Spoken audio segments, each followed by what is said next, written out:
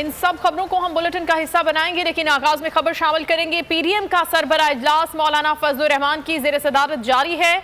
Nawaz Sharif London से, जबकि शहबाज शरीफ और मरियम नवाज लाहौर से वीडियो लिंक के जरिए इस इजलास में शरीक हैं और इसमें मुल्क में महंगाई मार्च का फैसला किया गया है। महंगाई मार्च सूबाई सतह पर किए जाएंगे। महंगाई मार्च का इख्तिताम लॉन्ग मार्च पर करने की तजावीज़ ज़ेर गौर है। आज का ये इजलास है जिसमें पीडीएम मार्च पर गौर कर रही है। महंगाई मार्च के हवाले से सिद्दीक साजिद बोल न्यूज़ के नुमाइंदा हमारे साथ हैं, उनसे हम तफसीलात जानेंगे इस इजलास के हवाले। जी सिद्दीक, बताइएगा। जी, पीडीएम का वर्चुअल इजलास मौलाना फजलुर रहमान की ज़ेर सदारत जारी है और इस इजलास में नवाज शरीफ, शहबाज शरीफ, मरियम नवाज और उसके साथ आफ्ताब शेरपा, मरियम औरंगजेब और दीगर जो पीडीएम के सरबराह जो पीडीएम के रहनुमा वो इसमें शरीक हैं।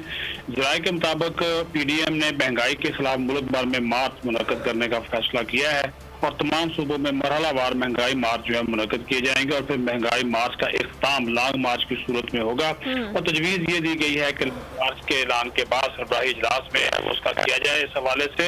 और दूसरा, आज के इजलास में ये भी फैसला हुआ है कि पार्लियामेंट में नैब तरमीमी आर्डिनेंस की मंजूरी हर हाल में रोकी जाएगी और तमाम अपोजिशन जमातें इस आर्डिनेंस को जो कि मुस्तरद कर चुकी हैं, तो लिहाजा मुश्तरका इजलास में अगर हुकूमत इस आर्डिनेंस को बिल की सूरत में लाती है तो इसको मुस्तरद करवाने के लिए तमाम तरह ऑप्शन जो है वो इस्तेमाल किए जाएंगे। इजलास अभी जारी है। जी, बहुत शुक्रिया आपका सिद्दीक साजिद तफसीलात के लिए।